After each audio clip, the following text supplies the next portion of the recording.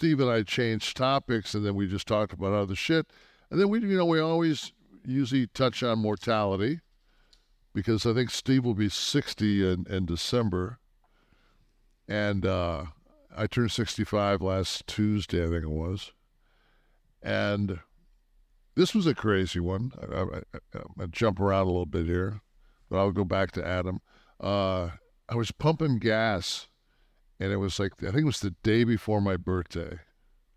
I was pumping gas, and I just, hot as fuck, and just standing out there pumping gas.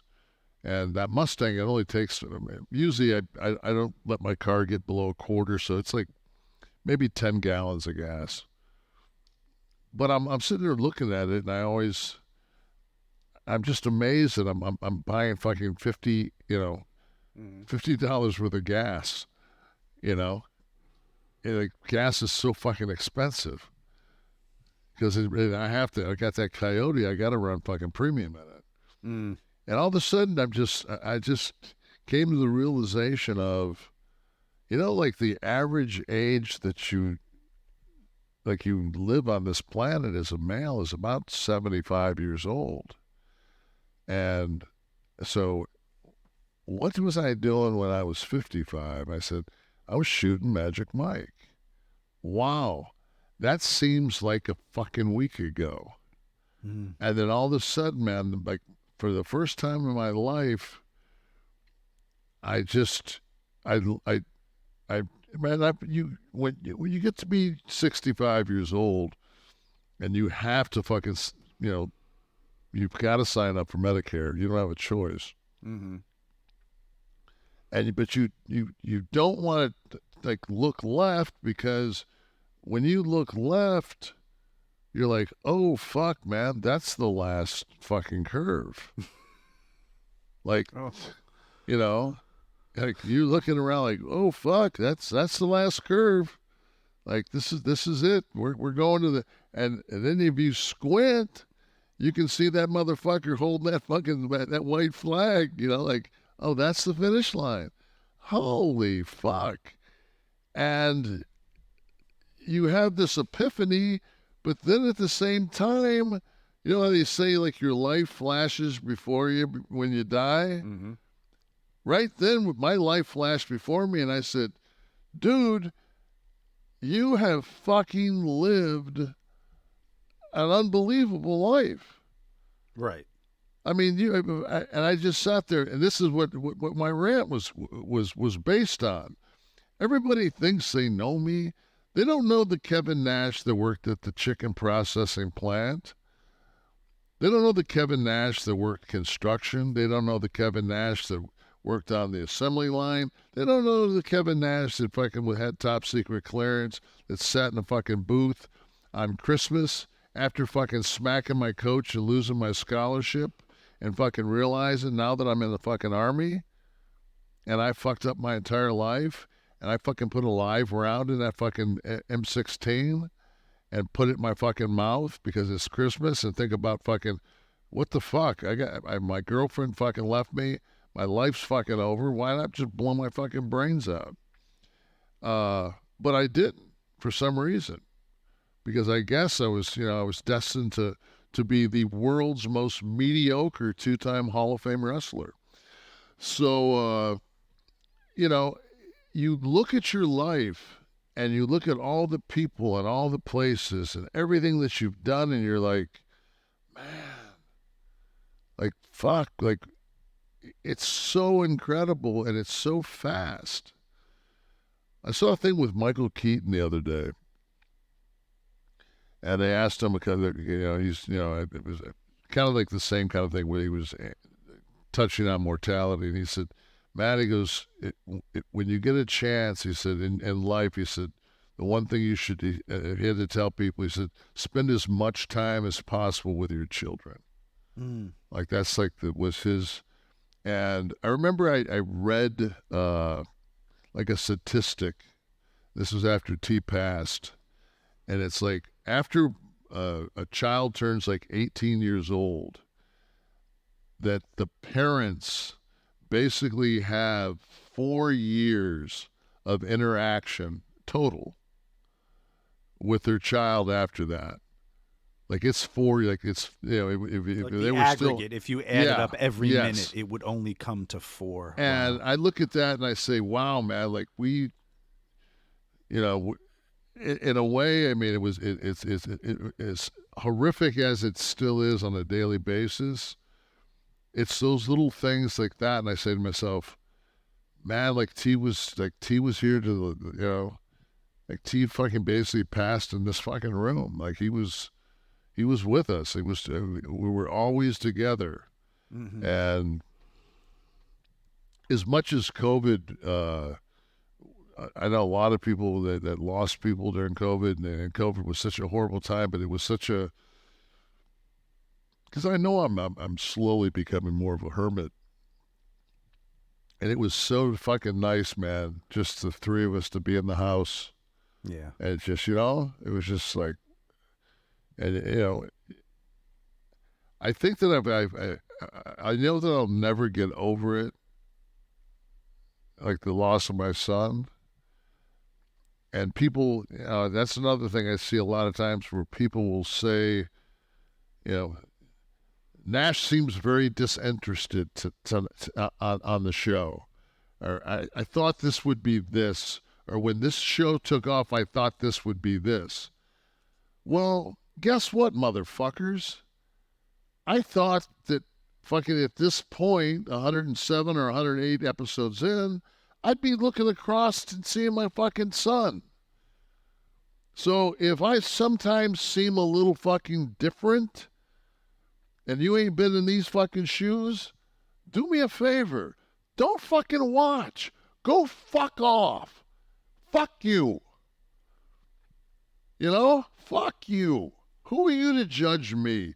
Don't point a fucking finger at me and say I got a bad attitude or I did it for the money.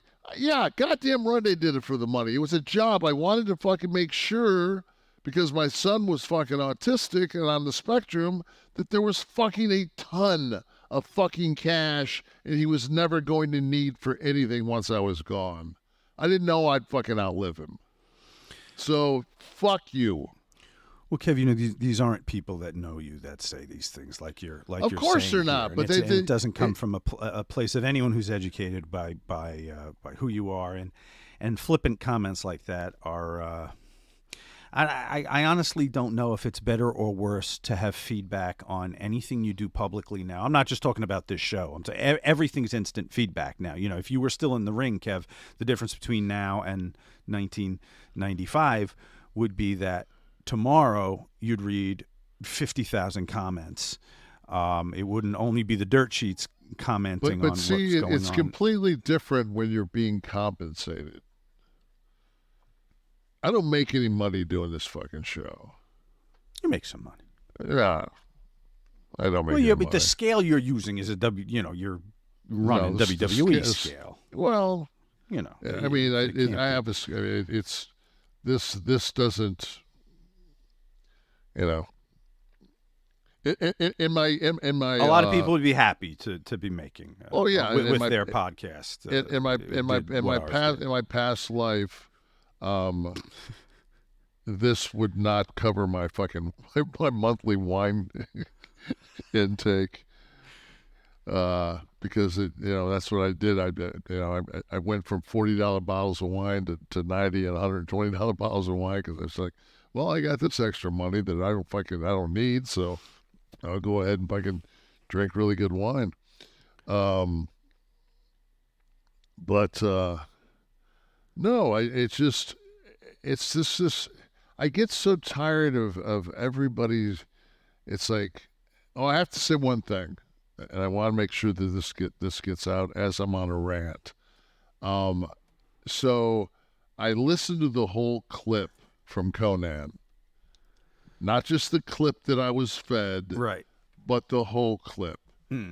And what fucking I heard was a clip that basically said Nash and Hall took their ball and went home. And it was like, those guys fucking, like, he put me over strong as fuck. And then he said, hey man, they fucked with this boy. And fucking, they said, you know what? Fuck you. And then they played on their show. They played that clip, and then they also played a clip that Scott, where Scott had did an interview about it, and basically it was the same thing where Scott said, fuck it, man. He said, wasn't like we weren't going to go out there and not get over at everybody's expense, but as far as helping people, fuck them. So to Carlos, I apologize. I didn't, and I think we all need to do that in life. I think we need, especially with this clickbait fucking internet bullshit that these wrestling podcasts do, where they fucking try to especially the bottom feeders, they try to stir up shit and get a rub off your fucking name and your hard work and your ability to fucking make and draw money. And they try to get the rub, and it doesn't. And 9 times out of 10, they get 2 fucking gulps of air, and they realize they can't tread water much longer, and they sink. We've seen them come and go. Will Sasso, who I fucking appreciate in a comedic sense, his impression of Kevin Nash is this: Jake the Snake Roberts. Never really had a problem with him. And that's where, I never had a problem with him. If that's my legacy in life, Kevin Nash, I didn't have a problem with anyone. I didn't have a problem with him. Right. No, but I don't have a problem. That's what people don't get. Like, I don't give a fuck if you like me. I don't give a fuck. Show used to be good. Hey, motherfucker, why are you typing something to me that the show used to be good? Do you think I'm going to fucking say, oh my God, I've got to look up fucking P. Tool and fucking get a hold of him and sit down because we just lost Chevrolet as a sponsor? My fucking co-host has got a shirt asking how's my fucking butthole. Anybody else got one on? Huh? No. Obviously, we must be touching some fucking vibe out there somewhere that nobody else is touching, because we're the only ones that fucking are selling a fucking bidet. Fucking while we got fucking, I took a red eye and put that fucking Mandow on. I got off that fucking red eye. Shit, I smell like a fucking French whore. That shit, man. I everybody else smelled like kitty litter. I fucking jumped off that motherfucker, man. I was like, fucking Mandow, sweet. That's it. So, Pop Blue Chew.